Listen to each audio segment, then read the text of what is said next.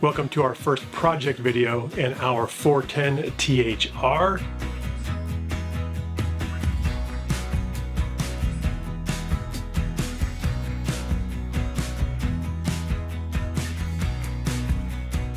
As you can imagine, we've got a lot of work to do to kind of get this thing up to kind of where we had our 397, the products we had installed and things like that.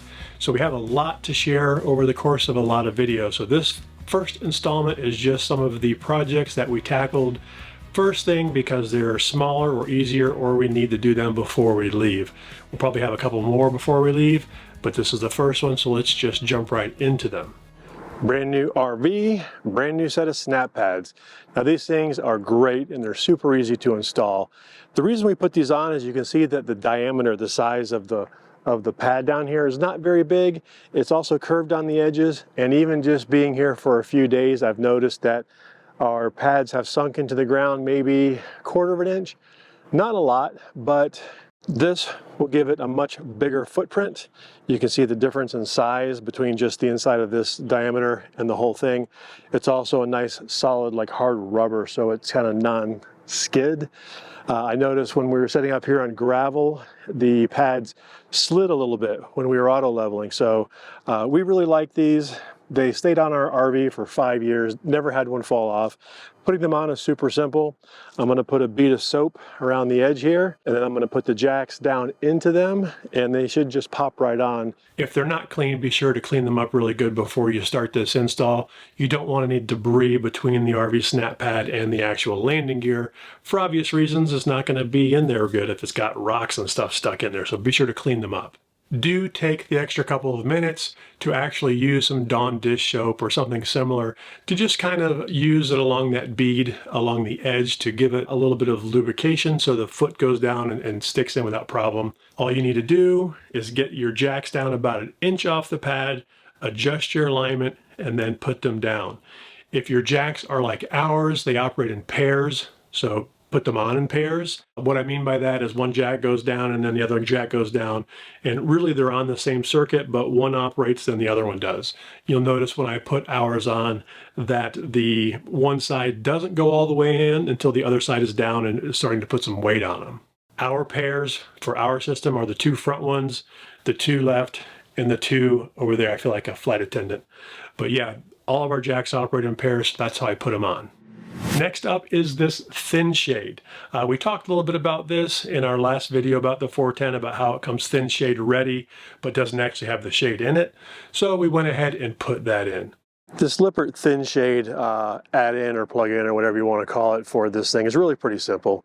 The top half, the bottom half, this clips into the top, this clips into the bottom.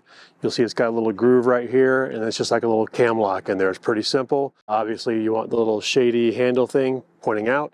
The reason I'm out here doing it is because you can't really get to this inside because of the screen door. So we're going to close this. Oh, first you have to undo these. It's pretty obvious which way they go. So you put it in at an angle, put it in the left side and then the right side, and then lock them down. That's in there. Do the same with the bottom here. Make sure your cables are on the edges and not wrapped over here. Tuck it all the way down, lock it in, and that's it. Now we have a shade on our window. We did get a lot of comments about this thin shade ready system when we talked about it in our last video. And a lot of you had the suggestion to put the thin shade in upside down so that it slides up. The reason a lot of people recommended that was so that the top could be kind of opened a crack and you could kind of peek out and see who's out there. We really think that's a neat idea, but we're not going to do it because we're going to have a Ring video doorbell on there to be able to see who's at our door, probably even before they ring the bell or knock. Of course, there will be a video on that down the road. Next up in the projects, poop stuff. You knew we weren't going to get through this without some poop stuff, so here it is. So the task at hand today is to install one of these Valterra valves. Now we had these on our old RV, but they were the twist-on kind with the bayonet lock, much like you have right here. Right here. Right here. It'll be easier to get off once I get this thing on there. But you can see the bayonet locks, click on, and those worked great. We had those for 5 years. The only drawback to those is every now and then you'll be coming in here to pull the cap off, and instead of the cap turning, the entire thing turns, and then it defeats the purpose because a bunch of water just gushes out. So this one is designed, you can see there are no bayonet connectors or anything on here. This one is designed to go right on and be glued on with regular PVC glue or cement or solvent glue, whatever you want to call it. But I got to get these off here. So this is a bit of a one-way trip. Once I cut these off here, obviously I have no more bayonet connection, which means I can't use, sewer hoses and stuff on it. So hope I get this right the first time. It should be pretty simple. Cut these off with a Dremel tool, and I'll sand them down a little bit, and then of course do the PVC glue thing. Hopefully it all works. I'm testing on this back one because it's less important than the one up there that has 2 grays and a black. This just has the black tank from the back tank here.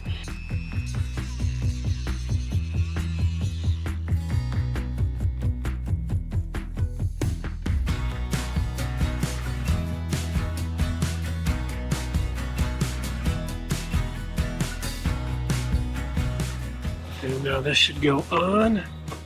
Nice, nice.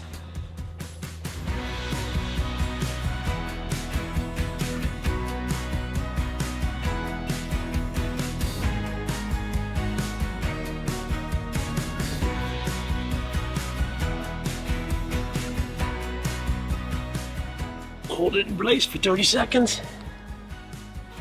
I'm gonna wipe off my excess here. Yep, it does not move now. Awesome. All right, let's go do the other one.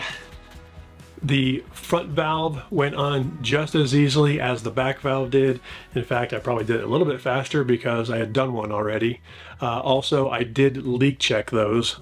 I filled both tubes with water, made sure they didn't leak. It's all good to go. We're really looking forward to having those permanently installed and not having to worry about them slipping off. Next project is this big poop tube thing holder, Valterra poop holder. I don't know what the real name is. Holds our poop hoses when we're traveling, and we need 2 of them. The RV comes with 1. Adding another one, real simple install. Has these self-tapping hex head screws. It actually comes with 6 of them. Gives you a couple extras. So I'm gonna put these right up here. You wanna be sure to get past the lip of the frame here so you're not drilling into the I-beam.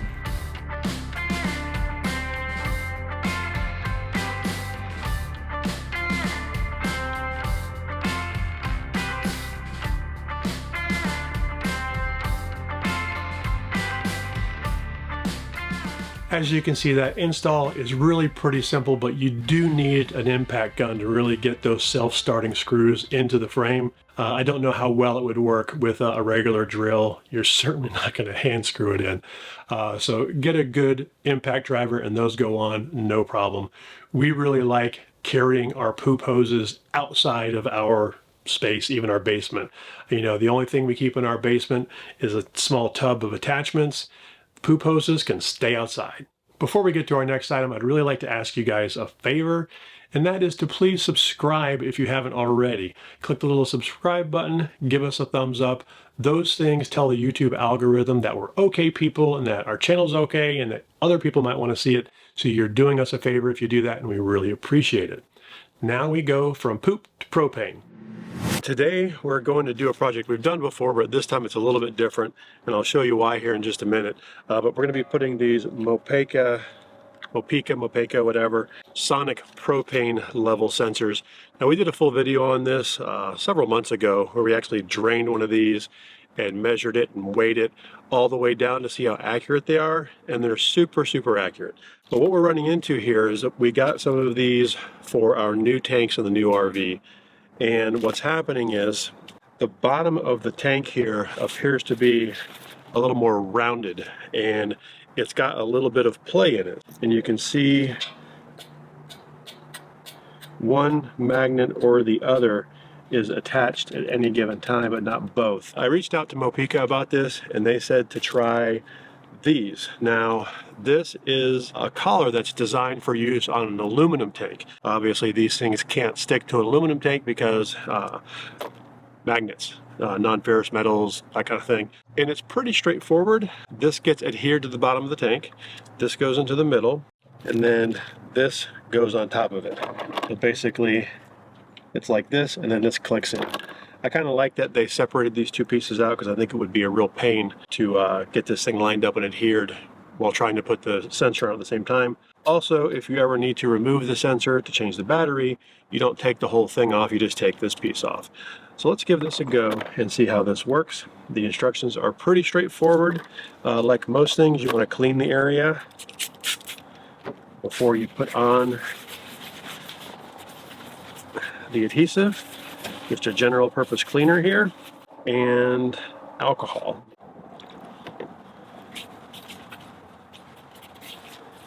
It's not that hard to eyeball the center circle inside a circle. Give me a little tab here.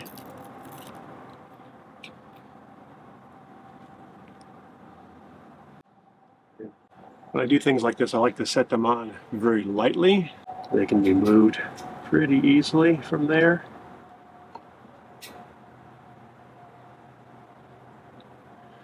That looks pretty well centered. Let's confirm with some measurements. 5.5 centimeters. 5.5 centimeters. That looks pretty good. So now I'm going to just press it on really well all the way around. You'll also notice that I have the tank halos on these. If you don't have these tank halos, these sensors can hit what's underneath. Now, depending on how your tank is mounted in your RV, it may or may not be a problem. In our last RV, it was barely touching. In this one, it touches quite a bit. Again, these are new tanks. They appear to be slightly different from our old tanks in terms of the depth of this mount plate here, or this mounting circle, for lack of a better term. So we needed this tank halo to give it a bit of a rise so it doesn't bother that. It also gives it kind of a nice rubber bottom. A couple of things they include in the pack here. Number one, they give you this sensor grease, and they also give you about 3 spacers in each. They're kind of hard to use on our setup because it's just 2 outriggers that this thing sets on, and you'd have to line them up just right, which is a pain. That's why we have these tank halos. Put a little bit of this grease on here. This helps with the connectivity to the tank. So that'll get mushed down when I put it in here. Let's see how it goes. Get one of them on there. Make sure they're all clipped. They are. Oh yeah, that sits nice and flat now. The next step is to basically sync this thing up and put it in the app. So I've already got it on here. App is fired up. I'm going to push the sync button, and boom, there it is. So I'm going to go in here, and I'm going to make sure 30-pound vertical. That's good. I had already synced this once before, and then I had to delete it, redo it. So that's why it already says passenger side. So I am going to go ahead and leave that saying passenger side. And 30-pound vertical. You can see you've got several options here. We did get a couple of 40-pound tanks here for the winter after our big Christmas chaos. And basically right now I'm swapping out, because those are empty, putting the 30-pound tanks back in, but we'll put the 40-pounders back in before we hit the road just to have extra propane. But the process is the same, whether you've got a 30-pound, 40-pound, 20-pound, or whatever. They do also make sensors, of course, for the ASME tanks that go this way. But those are good, and it says we're at 100%, which we are. Even on its side, we're at 100%. And you'll also see that as I tipped it back up there, my sensor position is now pretty good. This table isn't super level, but we'll see what this looks like once we get it in the RV. Now that we have the tanks installed, I'm just going to do one more check on the sensor position. I can see they are both 100%, which is true. They've both just been filled, well, a couple days ago. And sensor position, yeah, looks good now. We can see it's not perfect, but I'm not getting the little warning light anymore. Now that I know there's some variability in the shape and roundness of the bottoms of these propane tanks, it's a bit hit and miss going with a magnetic one, even if you have a steel tank.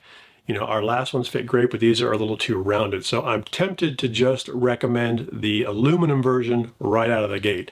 The aluminum version has the same sensor without magnets and uses that collar that we showed, and it's about $8 more. So it's up to you if you want to try the magnet one and see if it fits, and then maybe return it if it doesn't or whatever. But if you want to avoid all hassle, you might just want to get the adhesive one designed for the aluminum tanks. I don't think you can really go wrong with it, but it is about $8 more. Next project is also very simple, and it's just these step rugs. And you have to order each of these individually. So we've got 4 of them. The reason you have to order them individually is because they're different size steps. This top step is sort of a landing. It's a little bit bigger than the rest of the steps are. Also, I laid these out in our basement with fire extinguishers on them to kind of flatten them out because they come rolled up. I think it'll just make them easier to install. So because it's an adhesive, it's a lot like the tanks. We got to prepare and clean the surface where they're going to be adhered, which again is just some general purpose cleaner and then some alcohol. Prep these by putting the Velcro on here. And you'll notice each of these has a thicker and thinner strip, so you want to get the right one on there.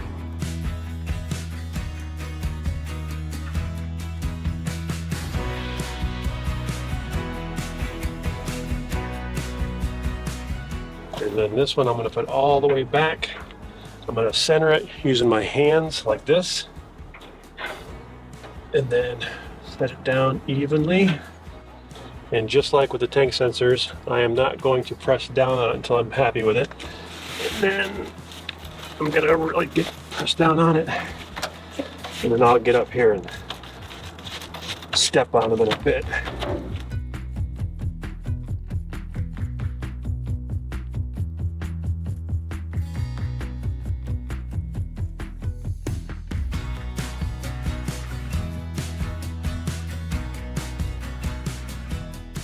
Shall we? Let's Daisy do the honors. Come on, Daisy. Go ahead. Go get Dad. All right. Yeah. That's exciting. So that's it. These are pretty easy, but we really like these. And again, once you're ready to wash them or something, they pull right up, go right back down. Daisy likes them. I brought you something. Oh, thank you. You're welcome. We got a snack. Another thing super high on the must-have day one list for us are mattresses, better mattresses. Now, when we sold our 397, when we took it off to Ashland, Virginia for consignment, everything went with it. The ring alarm system, the tank sensors, the internet system, everything went with it, but not our mattresses. That's something we did not want to mess around with. And I understand why they don't put nice mattresses in right away, because one person's nice mattress is another person's not so good mattress. And mattresses are really subjective, which is why I really like companies that give you a trial period, which Mattress Insider does. Now, I want to say one thing about their 365 night guarantee. You want to be sure to check, I think it's the shipping policies or shipping and return policies on each item, because they can vary. But I checked it for like our king mattress. There's a little bit of a catch there. First of all, you have to try it for more than 30 days. You can't have it a week and say, hey, take this thing back. Between 30 and 60 days, if you decide you don't like it, they request that you donate it and get some kind of, official thing to show that you donated it, and they'll refund your money. Over 60 days, they will refund your money, but with a restocking fee, and you have to ship the mattress back to them. So it's a little bit of a catch there. If you do decide you want to try one out, between that 30 and 60 day window is your real window, I would say. We do have an affiliate link for Mattress Insider that will save you 5% off your order, so we really appreciate it if you'd use our link. We'll have that in the description down below. We have a ton of projects that we plan on filming and sharing with you guys. Some of them are going to be in videos like this where we put a few together. Some that are more complex, we're going to have full videos on. Things like Internet 4.0 are coming up. I got a ton of really cool stuff to share about that. We have a new TPMS we're going to share with you, along with a weighing video and how to plan your tire pressures based on that weight. I'm looking forward to doing that. Also, we've got new ring alarm system. We're going to have a new backup camera / observation camera. We're going to have a new water filter system. So we got a lot of cool stuff coming your way, so be sure to subscribe and don't miss anything. And of course, Tara and I are going to have some travels and adventures to share. So be sure to subscribe so you don't miss anything, and we'll see you next time.